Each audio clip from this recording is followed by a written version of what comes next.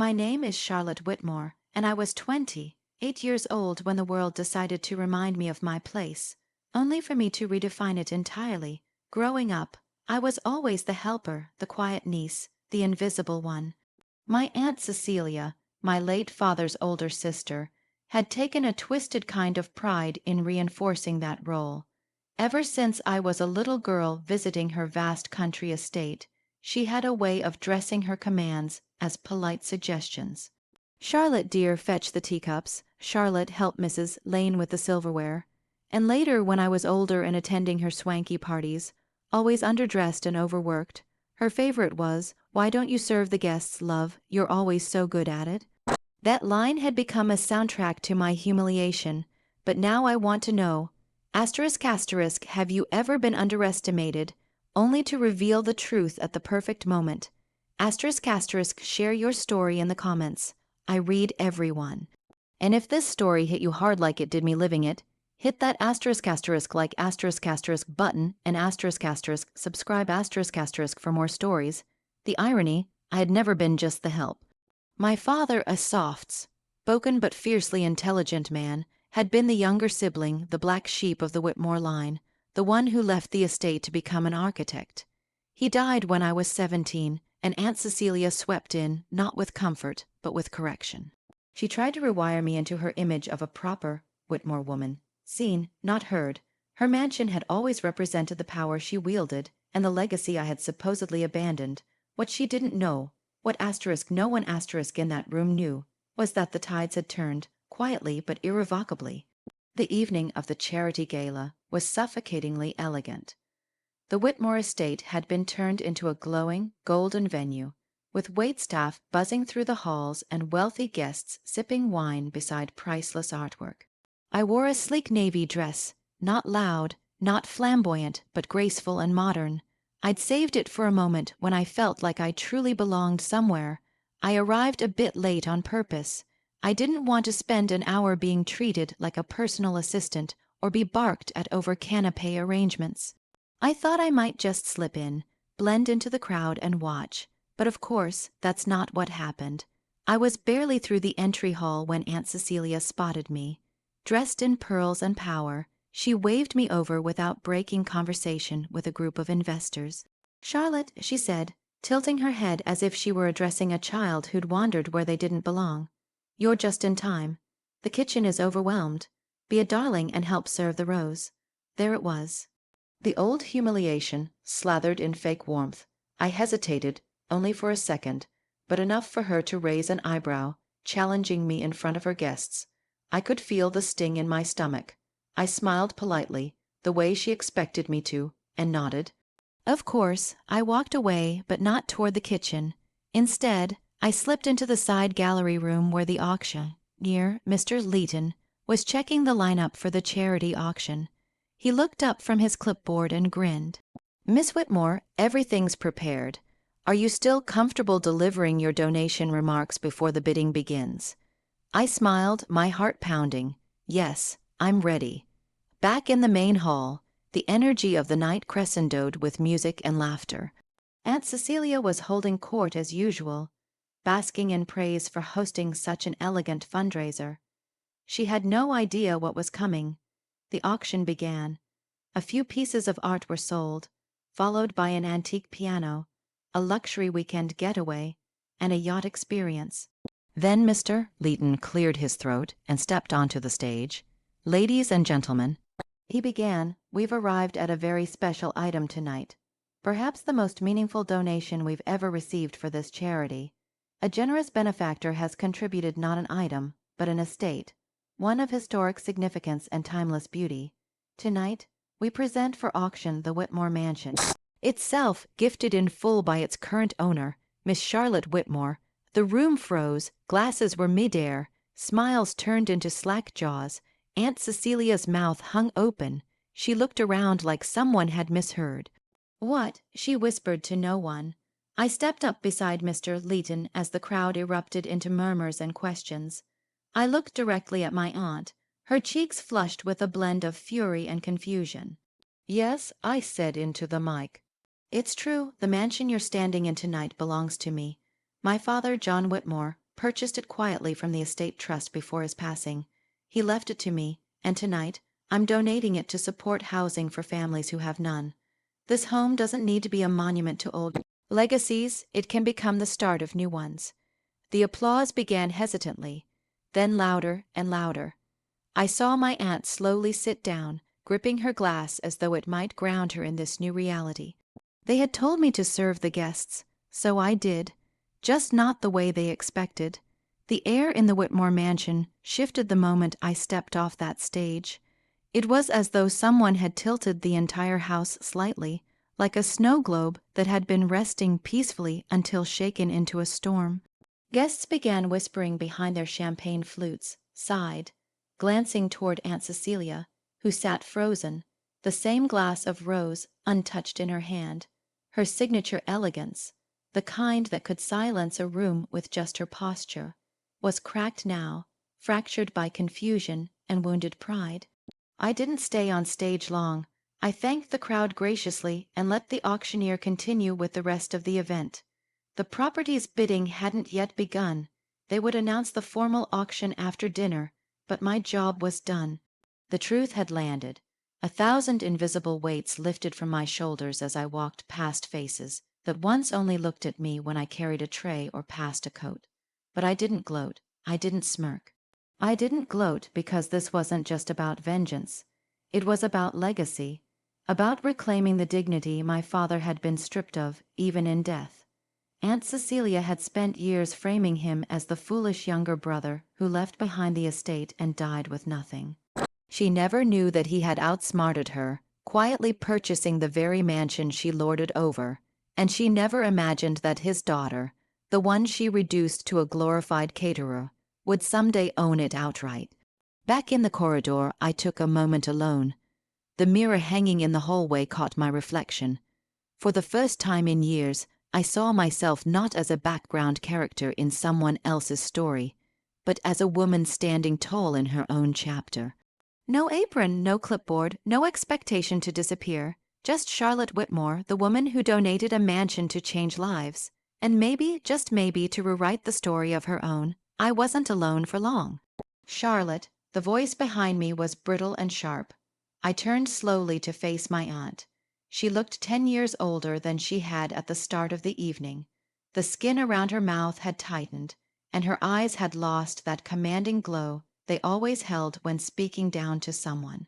She walked toward me, heels clicking against the marble like gunshots. "You've made a spectacle of yourself," she hissed in a low tone, aware that others could be watching.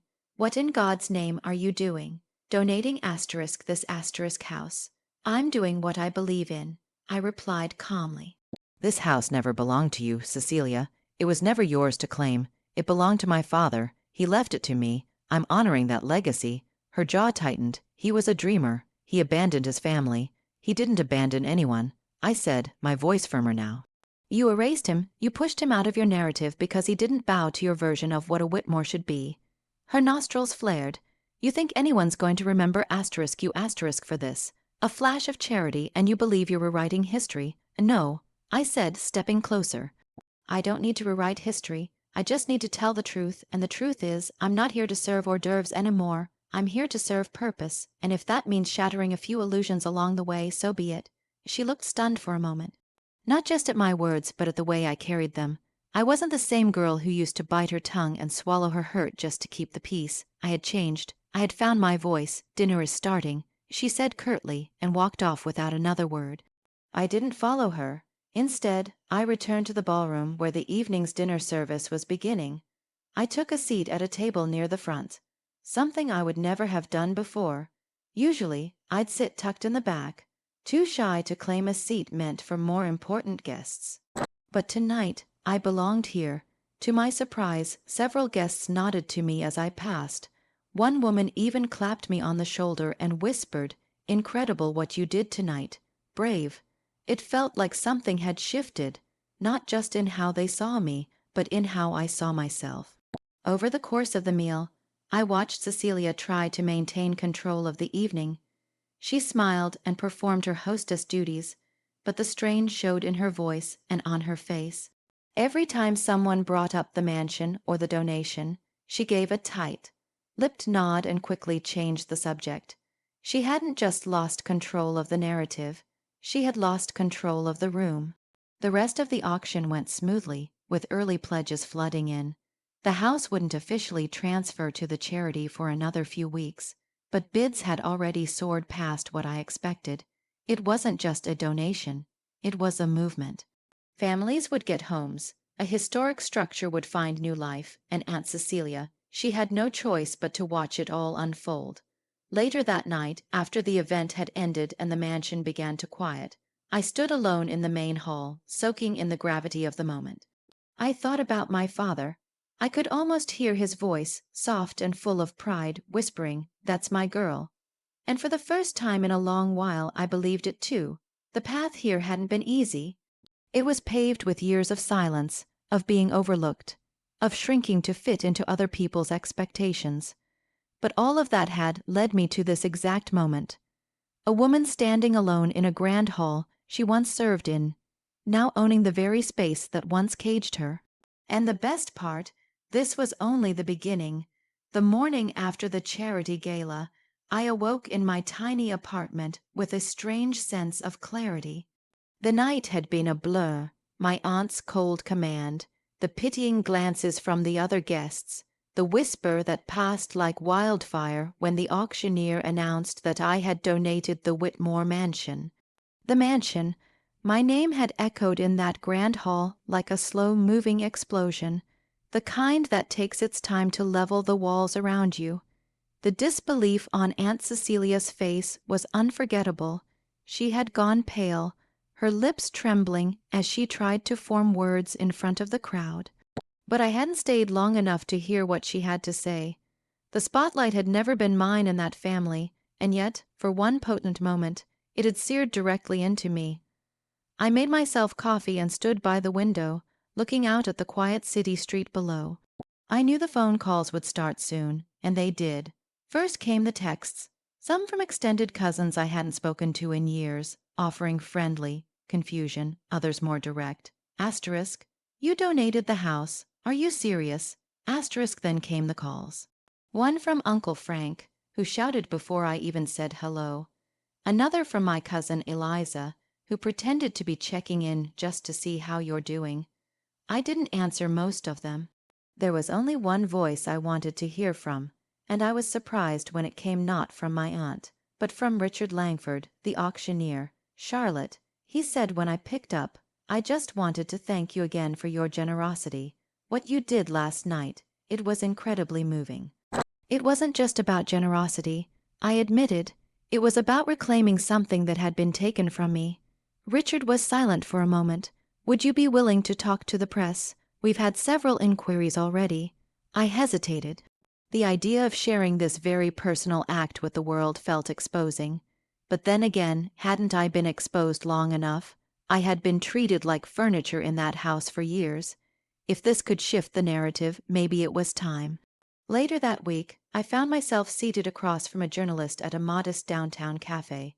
Her name was Clara, and she was young, sharp, and full of questions.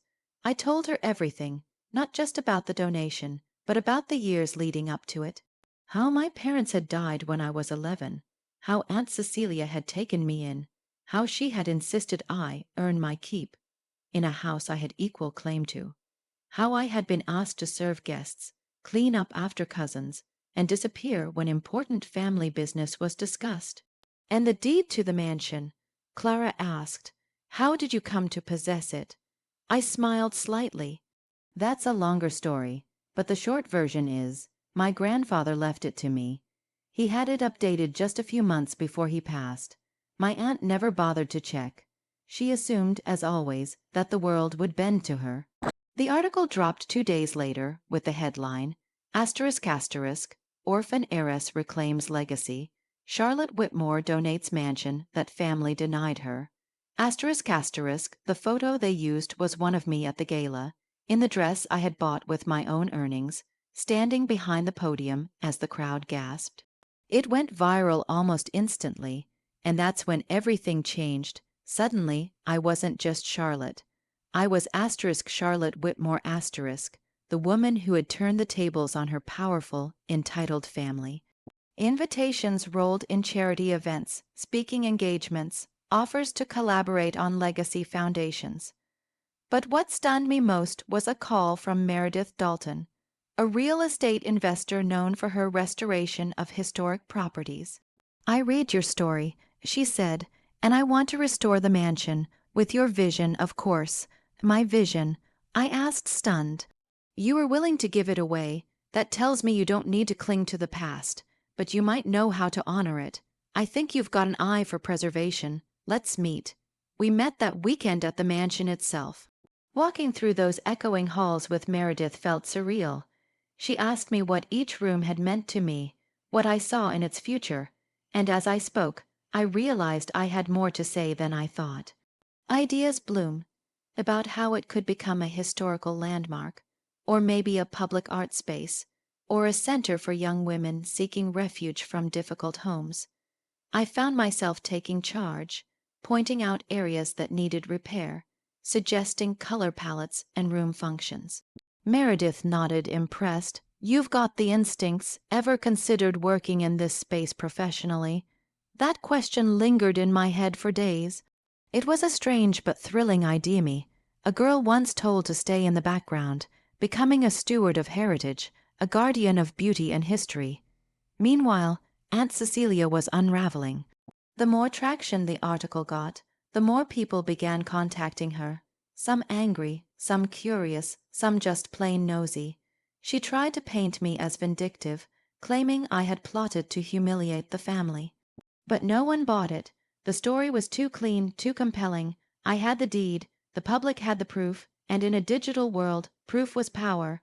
Eventually, Cecilia reached out to me directly. The message was short, asterisk, "We need to talk, please," asterisk. For a while, I didn't respond. But eventually, curiosity won out. We met at a quiet hotel lounge, neutral territory. She looked older than I remembered, as if the past week had drained her. "You've made quite the name for yourself," she said with a strained smile. "I suppose I have. I didn't know the house was yours. I thought you never thought." I cut in gently. "You assumed, like you always did." There was a long silence between us.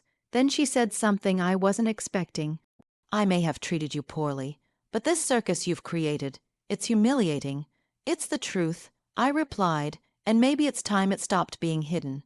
She looked down into her drink, her fingers tightening around the glass. "So, what now? You become the face of some movement. You turn this into a crusade." "No," I said, "I move forward with or without you." I didn't say it with malice. I didn't need to. The words themselves were enough. For once, I didn't feel small around her. I felt rooted, steady, and very, very clear. By the time I left the hotel, the autumn air felt fresher than it had in years. The next week, Meredith and I launched a press release. Whitmore House to be restored as public cultural space, led by heiress Charlotte Whitmore. The response was overwhelming. Donations poured in. Local artists reached out. Former employees of the estate sent letters thanking me for remembering the mansion's soul. And for the first time in my adult life, I wasn't standing in the shadows of someone else's authority. I was shaping something of my own. The murmurs had grown into something louder, almost a hum of astonishment. My aunt and uncle, still standing beside the dessert table, were frozen, their mouths slightly open, as if waiting for a more logical explanation. But there was none. The auctioneer's declaration had been precise, and the crowd had taken it at face value. I watched as some guests started to whisper, and others blatantly stared. A few even approached the auctioneer with curious questions. All the while, my hands trembled slightly, not from fear, but from the powerful cocktail of vindication and nerves. Aunt Clarissa stepped forward, attempting to recover control of the room. "This must be a mistake," she said loudly, smiling a little too wide. "Our niece is just helping out. She doesn't even live here." But before anyone could process her statement, the auctioneer, Mr. Blake, responded with clarity and precision. "Actually, Miss Evelyn Carrington is the full legal owner of this property. The donation paperwork, along with the deed, was finalized and notarized 2 days ago. I've personally verified it. There is no mistake. The air shifted. My uncle turned toward her, his voice dropping low but seething with anger. "What is he talking about?" he hissed, though it was audible to the people nearby. I cleared my throat gently and stepped forward. "It was time. He's right," I said, this time loud enough for everyone in the room to hear. "This mansion was left to me in my grandfather's will. It was never yours, Aunt Clarissa. You and Uncle Richard were just caretakers on paper, but now it's officially mine, and I've chosen to donate it to the Historical Trust." Gasps rippled across the guests like a wave crashing on shore. Some guests looked thrilled, others stunned, and some visibly amused. A woman in pearls even whispered, "Good for her." To the man beside her, Clarissa's face contorted. It was as though the weight of all the lies she'd told over the years had finally collapsed on her shoulders. "You can't just give it away. This house has been in the family for generations. You don't understand its legacy." "I do understand it," I replied, my voice steady now. "That's why I'm giving it to people who actually appreciate history, not just use it as a setting to flaunt wealth and status. Grandpa believed in heritage, not ego. He would have wanted this." For a moment there was complete silence. Then Uncle Richard burst out, "You little ingrate. You think you're making some noble gesture. You've just thrown away the family legacy for some applause and attention." I stared at him, my expression calm. "No, I honored the legacy. You just tried to hijack it."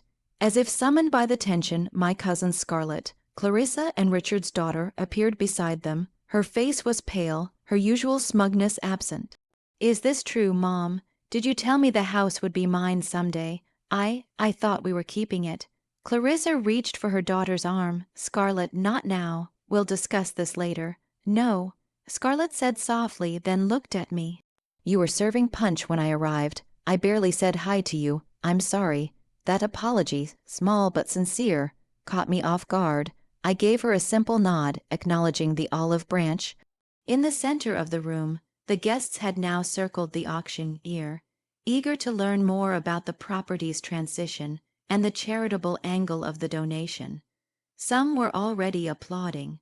Reporters and local officials had also arrived, since the auction was a high-profile community event. Cameras flashed. A local news anchor walked up to me and said, "Miss Carrington, would you mind giving a quick statement about why you made this choice?"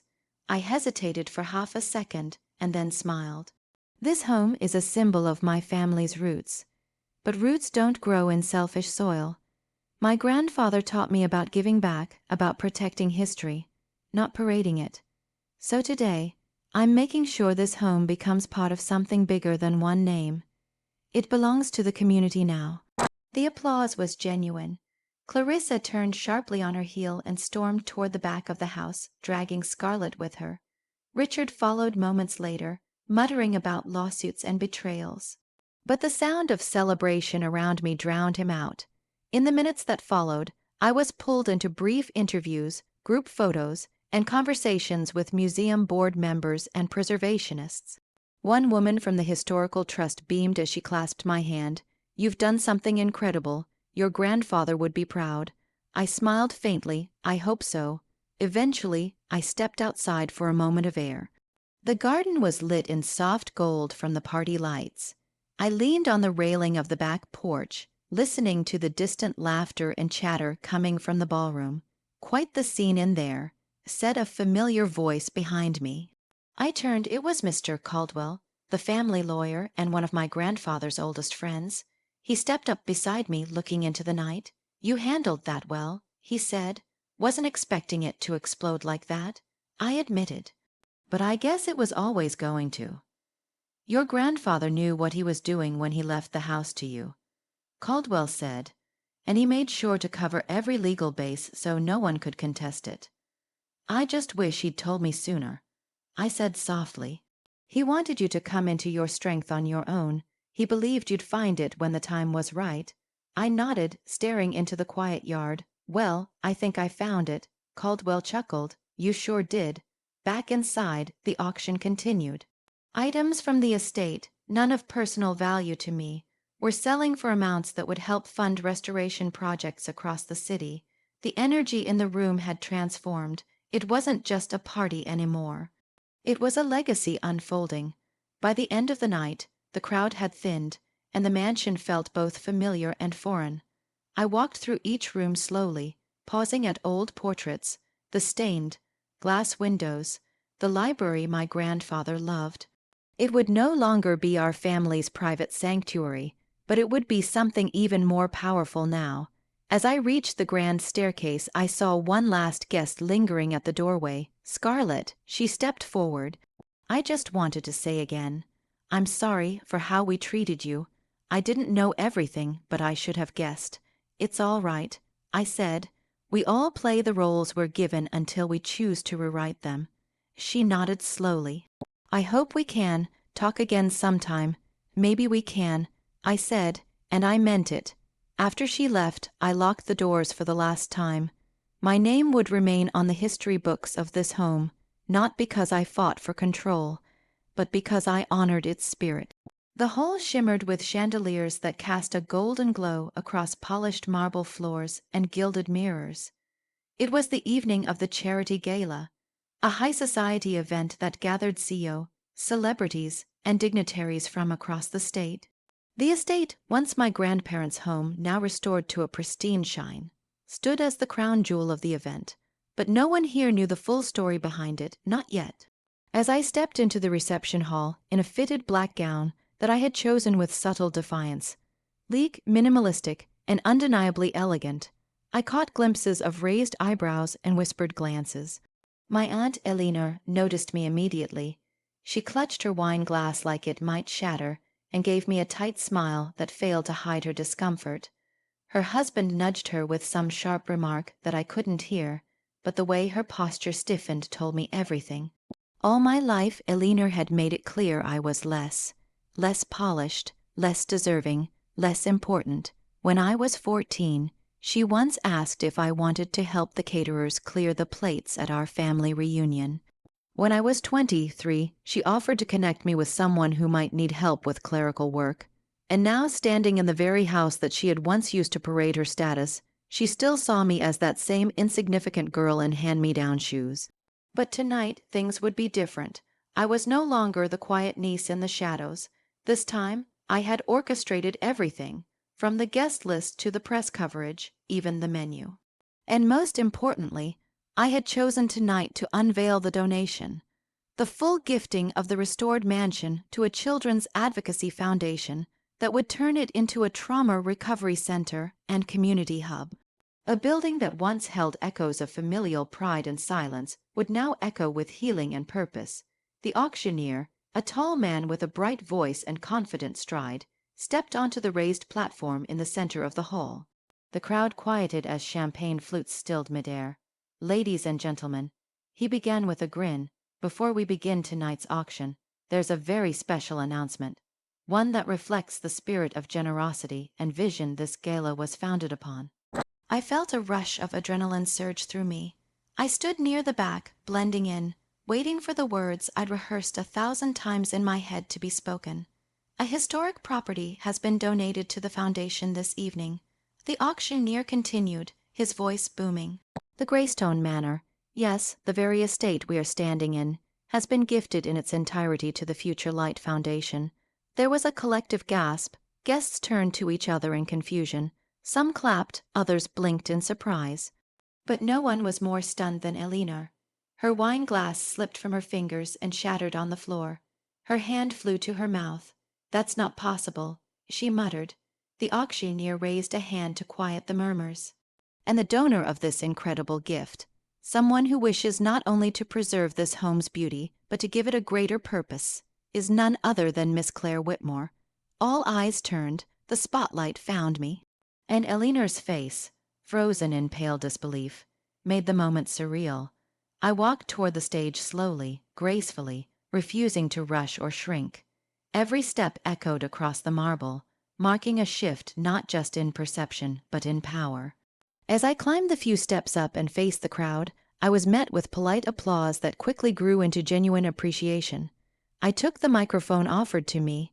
My grandparents built this house with love. I began, my voice calm and sure. It was a place of laughter and family, but also at times exclusion and silence. Over the years, it became a symbol of something I no longer wanted to uphold, status without service. So I chose to restore it and return it to the community. Gasps and applause followed. A few guests wiped away tears. I looked directly at Elinor. I was told once that my role in this family was to serve, so tonight I did, but not canapes or drinks. I served a purpose greater than any guest list or gala. This house will now serve those who need it most. Elinor's jaw trembled. She shook her head in disbelief, but her husband gripped her arm, trying to pull her back into composure. I knew then that her world, rooted in image and control, was crumbling in real time. After the announcement, the room buzzed with energy. Reporters requested interviews. Guests congratulated me. Old family friends who had ignored me in the past now shook my hand like I was royalty.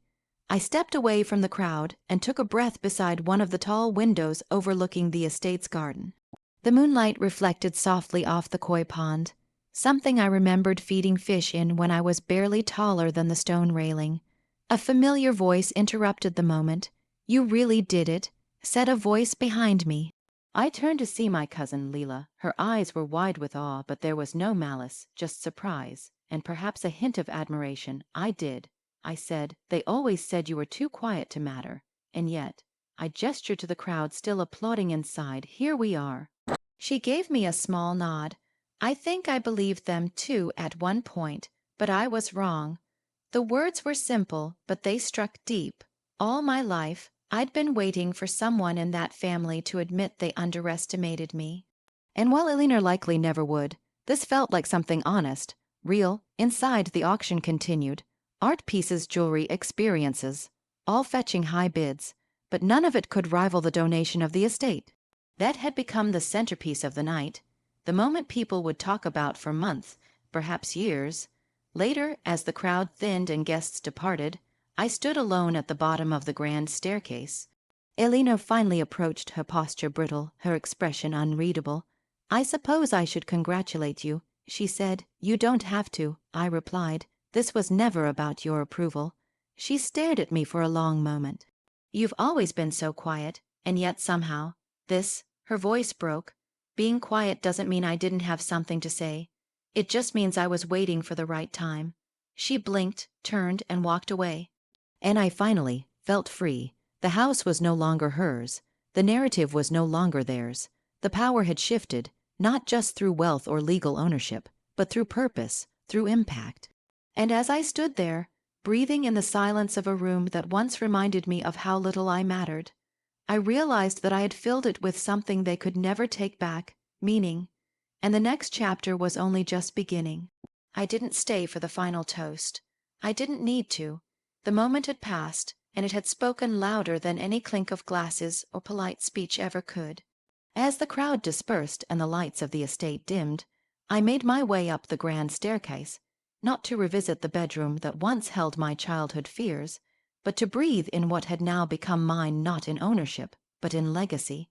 It was surreal standing there alone in a hallway lined with portraits of long, dead ancestors, people my aunt used to boast about, claiming noble lineage and power, but none of their names were on the deed now. None of them had handed over a symbol of status and turned it into a sanctuary. I had. For the first time, I understood that legacy wasn't what you inherited. It was what you built from what you were given, no matter how broken. As I descended back toward the foyer, the last few guests had left, save for the cleaning crew and one unexpected visitor. Someone I hadn't seen in years. Claire. I froze. It was Uncle Raymond, Eleanor's brother.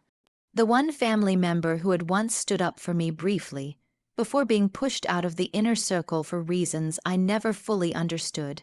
He looked older than I remembered, softer around the edges. But his eyes, a mirror of my late grandfather's, were kind. "I thought you lived in Vermont now," I said, walking toward him cautiously. "I do. But when I heard what tonight was really about, I got in the car and drove." He pulled me into a warm hug that felt like an exhale. "You've done something extraordinary, Claire. I wasn't sure anyone in this family would see it that way. They might not, but I do. and I think Grandpa would have too. At the mention of him, I felt my chest tighten. I miss him, I admitted. He always saw more in you than they let on. He told me once, before he passed, that he hoped you'd do something different with the house. Said the rest of us only saw the chandelier, but you saw the cracks. I smiled, tears suddenly threatening behind my eyes. That's exactly it. He nodded, then reached into his coat pocket and pulled out a folded envelope. He left this with me years ago, Raymond said, pressing it into my hand. Said I'd know when to give it to you. My fingers trembled slightly as I opened it. Inside was a letter, written in the careful, steady handwriting I knew so well. Claire, I know this house never felt like home to you. I saw it in the way you shrunk yourself to fit their mold. But you're not meant to shrink. You're meant to lead. If you find yourself with the chance to make this place something new, do it. Don't ask for permission. Just do it with love. Grandpa, the letter felt like a benediction. Like everything I had done was now validated not only by the public, but by the one man whose opinion I still held above the rest. Thank you, I whispered, pressing the letter to my chest. You gave this house a new heartbeat, Raymond said, looking around, and a purpose.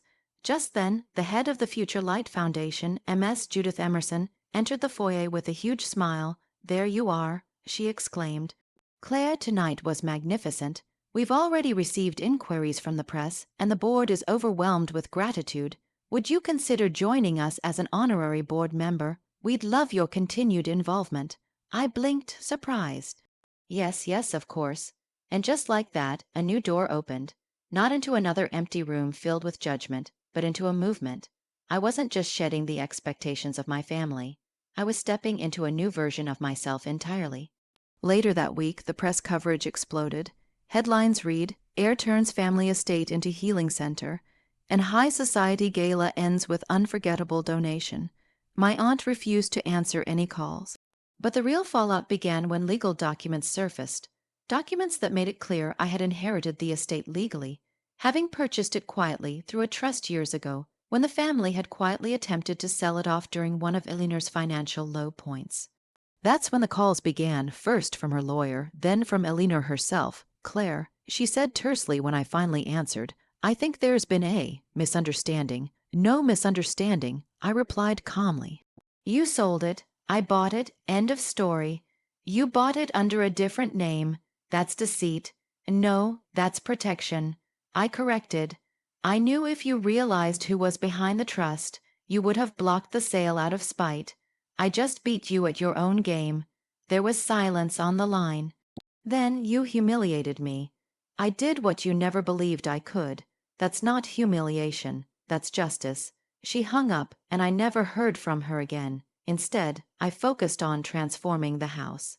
Construction teams began within the month, removing the outdated furniture, installing therapy rooms, replacing the ballroom chandeliers with calming skylights and soft art designed by local youth affected by trauma. Every corner of the estate was reimagined, not just physically, but symbolically. In the main hallway, where family portraits once lined the walls, I had them replaced with photographs of young survivors and community leaders, each with a quote about what healing meant to them. One read, "We don't need mansions to feel safe. We need love. We need a place to be heard." On the day of the official opening, nearly 1,000 people showed up, local officials, children and their families, educators, healthcare providers, even distant relatives I hadn't seen in years. But what moved me most wasn't the ribbon cutting or the applause. It was when a young girl, maybe 10 years old, tugged on my dress and said, "Thank you for making a place where kids like me can feel okay." I knelt to her level, tears already forming. You're why I did it. And it was true, the entire journey, every snide comment from Eleanor, every underestimation from relatives, every silent moment at family dinners, had led to this, building a place where no one would be made to feel small again. That night, I stood once more on the grand staircase. But this time, there were no chandeliers, no forced smiles, no illusions of power. Just laughter from the new playroom below, the scent of fresh paint and possibilities, and a quiet peace inside me I'd never known before. I wasn't the girl serving the guests anymore. I was the architect of something meaningful, and I had finally served myself, with purpose, pride, and permanence. When the last of the media vans drove away and the spotlight dimmed, what remained was the echo of something much deeper than applause, an internal clarity, a quiet revolution within me that confirmed I had crossed the threshold into a life I had once only dared to imagine.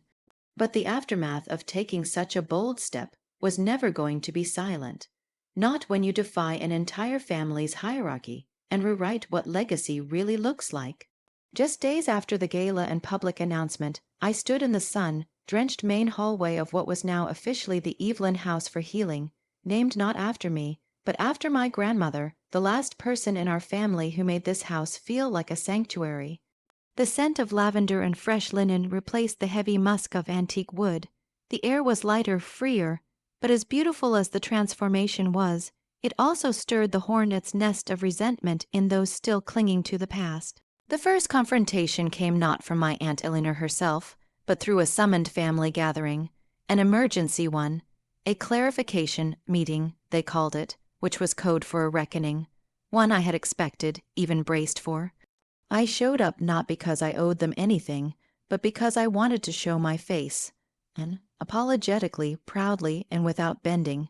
The gathering was held in a sterile room at the country club. Gone were the grand chandeliers and decadent banquets. In their place were folded chairs, neutral beige walls, and the unspoken tension that buzzed louder than any conversation. Eleanor sat at the head of the U-shaped seating arrangement, flanked by her loyal siblings and a few distant cousins who, until recently, wouldn't have recognized me at a family function. My arrival was met with a scattering of glances, some surprised, others tight, lipped and visibly irritated. I wore navy, crisp and simple without frills, because I didn't come to impress. I came to hold ground. Well, Claire, Eleanor began, her voice calm but laced with rehearsed condescension. I think we all deserve an explanation. You're right, I replied evenly. I agree completely. Murmurs fluttered across the room. Eleanor's eyes narrowed. Then by all means, explain to us how you managed to purchase the estate and convert it into a public facility without a single member of this family being consulted, or even informed. I did exactly what any responsible property owner would do with something that was signed over to them. I said, I acted in the best interest of the community, and quite frankly, in the interest of honoring Grandma Evelyn's memory. She would be appalled, one cousin muttered. She would be proud, Uncle Raymond said from the back, his sudden interjection slicing the room like a blade through silk. All heads turned. Eleanor blinked. Claire did what none of us ever had the courage to do. She repurposed the house for healing, not for hollow status. He continued, walking forward. Evelyn used to take in troubled kids from the neighborhood. Remember, cook them dinner, give them shelter. This isn't betrayal. This is evolution. A silence stretched between Eleanor and Raymond like a rope pulled taut. She swallowed hard. You manipulated the situation, used legal loopholes, purchased the house through a trust to hide your identity. All legal. I replied, and all necessary. You would have never allowed the sale otherwise. You humiliated this family, she hissed. No, I said firmly. I exposed the cracks you worked hard to paint over, and I repaired what you all left broken. There it was, the truth, raw and unvarnished. A few people shifted uncomfortably. One aunt looked down at her lap. Another cousin cleared her throat and glanced at the door, perhaps reconsidering her allegiance. I didn't come here to argue. I said after a pause. I came to tell you this. The house is no longer yours, and it never will be again. It now belongs to those who truly need it. If you have anything more to say, you're welcome to visit as guests. But this is no longer the stage for your pageantry. You act like a martyr. Eleanor sneered, her facade beginning to crack. No, I said calmly. I acted like someone who was tired of pretending. And with that, I turned and left. My heels echoed on the tiled floor like a gavel, bringing the whole chapter to a close. The next few weeks brought waves of unexpected support. Messages poured in, emails from local survivors, letters from parents of at-risk teens, invitations from nonprofit boards and community forums. The house I'd once felt imprisoned inside had become a lighthouse for others. And I, once the invisible servant at family events, had become a symbol of something much bigger. Still, not all transformation is external. As the renovations on the house neared completion, I took to spending mornings alone in the garden, writing, walking, simply existing. For years I had molded myself around the sharp corners of others' expectations. Now I was learning the shape of my own silence, my own ambition, and my own peace. One morning, as the dew still clung to the roses, a sleek black car pulled into the newly paved driveway. I didn't recognize it until the door opened and out stepped Eleanor. She stood there, awkward in heels too high for gravel, clutching a small purse like a shield. Her face was drawn but not cold. For once, she looked uncertain. "I won't stay long," she said as she approached. I needed to see it for myself." I nodded, wordless. We walked together to the front steps, the sunlight catching on the brass nameplate mounted above the doorway, "The Evelyn House for Healing." She looked at it for a long time. "It's beautiful," she said softly. "Thank you." We stood in silence for a while. "I still don't like how you went about it," she admitted, "but I can't say it wasn't right." The admission took me by surprise. "I don't need your approval," I said gently, "but I appreciate your honesty." She nodded. "I didn't realize how bitter I'd become. I resented this place, but I also clung to it. You let it go and turned it into something worthwhile. That takes strength." That was the closest thing to an apology I would likely ever receive, but it was enough. She didn't stay for long, and when she left, she didn't look back, but I had a feeling something had shifted, not just in her, but in the whole lineage of how our family defined power, purpose, and worth. By the end of the month, the house opened officially for programming. Support groups, workshops, art therapy, career training, grief counseling. Every room had a new identity, every wall a new memory. I spent the ribbon, cutting ceremony in quiet reflection, letting the attention fall on the community leaders and social workers who truly powered the mission. I wasn't the star. I was the catalyst, and that was enough. The evening of the center's formal dedication arrived with crisp air and a velvet dusk settling over the city like a curtain rising on the final act. The Evelyn House stood resplendent, its newly polished marble entrance glowing under strings of warm white lights, and the courtyard blooming with gardenias and soft music. It was no longer a relic of elitist tradition, but a beacon of inclusive renewal. And as I walked through its grand foyer, I didn't feel like the disgraced relative hiding in the shadows anymore. I felt like the author of something better, something lasting. But as with all stories of transformation, the final steps were often the most revealing. Not because they held the most conflict, but because they stripped away whatever mask still clung to old expectations. In the days leading up to the dedication, I received a call from someone I hadn't expected to hear from again, my cousin Margaret. "Claire," she said hesitantly, her voice thinner than I remembered, "I was wondering if we could talk before the event." I paused, surprised not only by the request but by the tone. There was no trace of the haughty laughter that used to trail me at family dinners, no glint of superiority. Only an honest, tentative note that felt completely unfamiliar coming from her. "Sure," I said. "Tomorrow at the house, noon." She agreed, and we hung up. When she arrived the next day, she looked different. Not just in the obvious ways. Her clothes were still designer, her heels still high, but there was a different weight to her expression, as if the events of the past weeks had reshaped her in ways the rest of the family hadn't yet processed. "I don't even know how to start," she admitted, standing awkwardly by the fireplace in what used to be the smoking lounge, but now held meditation cushions and painted affirmations. "Start with what you're feeling," I offered gently. She bit her lip. "I think I owe you an apology. That surprised me more than the call. I judged you," she continued. "We all did, for years. You were always the one who wasn't doing enough, the one who took too long to figure it out. But I watched what you did, not just with the house, with yourself. You didn't just claim something material, you built something meaningful." I sat down, motioning for her to do the same. We were raised to believe that worth came from proximity to power. I said softly, but you can only serve that illusion for so long before it collapses on itself. She nodded, tears threatening to brim. I didn't realize until recently how much of my life was about performing. For approval, for status, and I'm tired, Claire, really tired. I let that sit between us. Then I reached for the folder on the side table and handed it to her. What's this? An opportunity, a real one.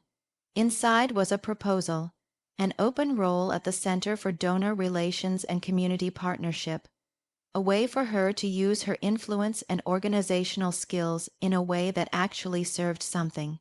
You'd trust me with this. I trust what people become when they let go of old scripts. I replied, I think you're ready. Her hands shook a little as she held the folder, and she nodded. Later that evening, I received a message from Uncle Raymond. Your aunt's health is declining, he wrote. She's been asking about you. I hadn't expected that. Eleanor, even in the face of public humility, had maintained a frosty distance. Still, I knew I had to go. When I arrived at her estate, the nurse greeted me kindly and gestured toward the back veranda. Eleanor sat in a recliner beneath a wool shawl, her once impeccable hair now loosely tied back, a shadow of the commanding figure she had always been. You came, she said, her voice dry but not sharp. I did. She looked out at the fading horizon for a long moment before speaking again. I've been thinking about legacy. She began. How brittle it is when it's built on control. You proved that. I didn't respond immediately. I wanted her to have the space to say what she needed. I was cruel to you, she said simply. I saw you as a threat, not because you were unworthy, but because you were everything I wasn't brave enough to be. You didn't fit the mold, and I spent years punishing you for that. I felt emotion rise in my chest, not just because of her words, but because of the weight she seemed to be lifting from herself. I can't undo what I did, she continued, but I can tell you this. I'm proud of what you've done, and I'm sorry for not saying it sooner. I sat beside her, unsure of what to say. Maybe words weren't what was needed. We sat there in silence, 2 generations bridging a gap with presence instead of pride. When I left, I didn't feel victorious. I felt something better complete. The next day, the dedication ceremony unfolded like a dream. Guests flowed through the renovated hallways, marveling at the new art room, the sensory therapy garden, the resource library. Speeches were given, some formal, others deeply personal. But the most moving moment came from a teenage girl named Lily, who had been one of the center's first residents. She stood at the podium, clutching her note cards, voice trembling. I used to walk past this house and feel like I'd never be welcome here. She began. Now I walk in and feel like I belong. The crowd was silent, hanging on her every word. I was told I'd never finish school, that I was too broken. But the people here didn't see a broken girl. They saw a future, and they helped me believe in it, too. There wasn't a dry eye in the room when she finished. Afterward, I walked through the garden, the soft hum of conversations filling the air. A woman tapped my shoulder. It was the auctioneer from the gala. You know, he said, in all my years of hosting events, I've never seen a donation cause that kind of reaction. You gave more than a house, Claire. You gave a movement its home. I thanked him quietly, humbled all over again. That night, back in my modest apartment, I sat by the window and looked out at the city lights. My phone buzzed with messages, photos from the event, requests for interviews, but I ignored them for the moment. Instead, I opened the small cedar box on my bookshelf, the one that held Grandma Evelyn's handwritten letters. I pulled out the one she'd written the year before she passed. Her neat script read, Dear Claire, if you're reading this, it means the house found its way to someone brave. Not just bold, but brave enough to love it differently. If that someone is you, I always knew you'd do something unforgettable with it. Love, Grandma. I held the letter to my chest, overcome not with pride, but with peace, because in the end, the mansion was never just about bricks and walls and chandeliers. It was about breaking cycles, about taking what was once used to divide and turning it into something that heals. And I had done that not to prove my family wrong, but to finally prove myself right. In the months following the dedication ceremony, life didn't suddenly become perfect, but it became real.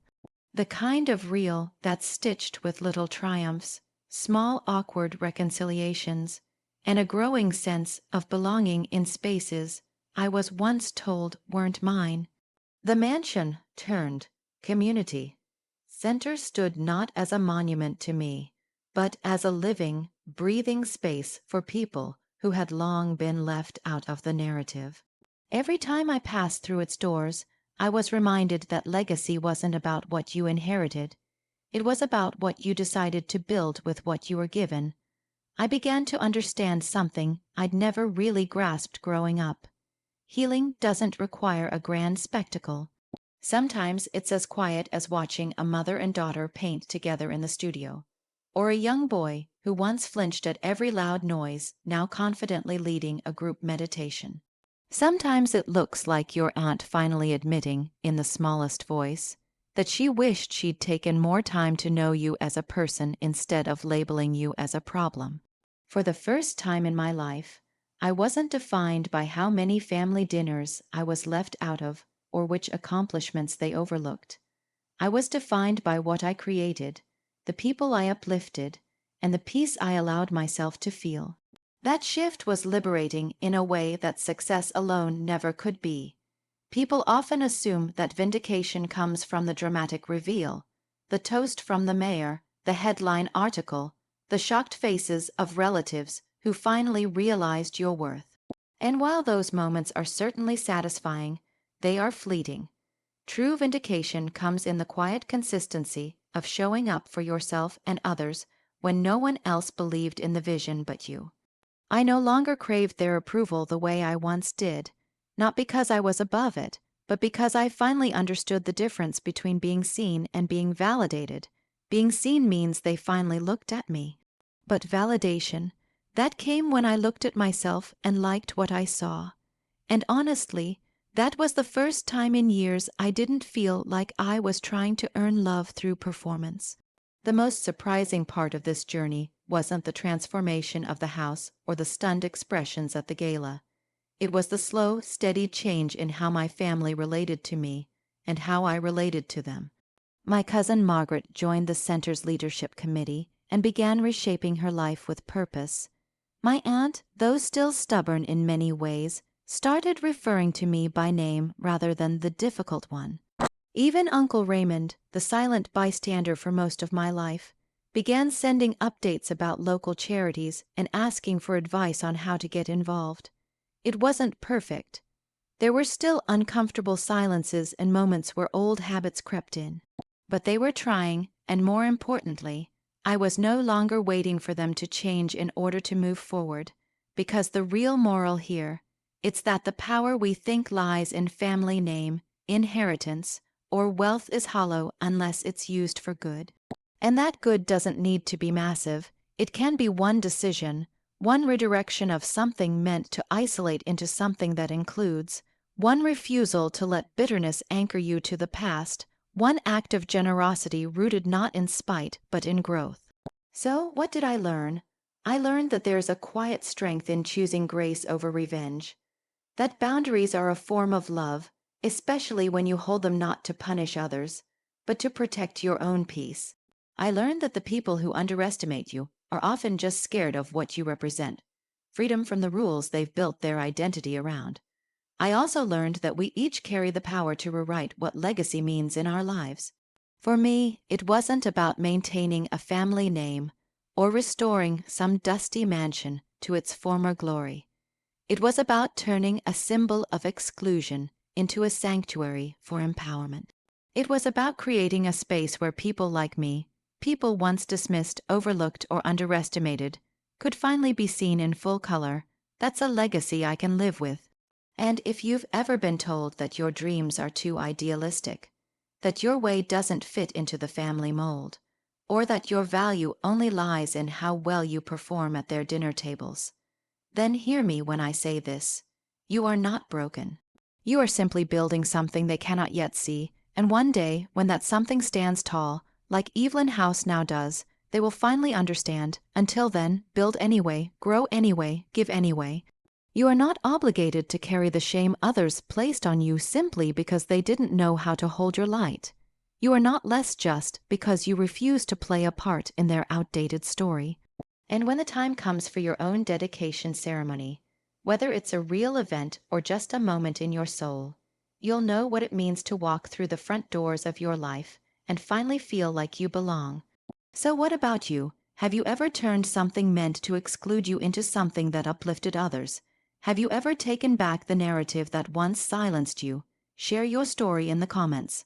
I would truly love to hear it.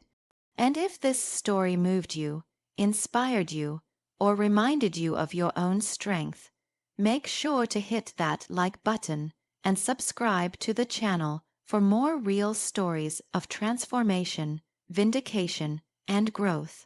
Because remember, the world may try to define you, but only you decide how the story ends. Thank you for listening. Until next time, stand tall, speak truth, and rewrite the legacy.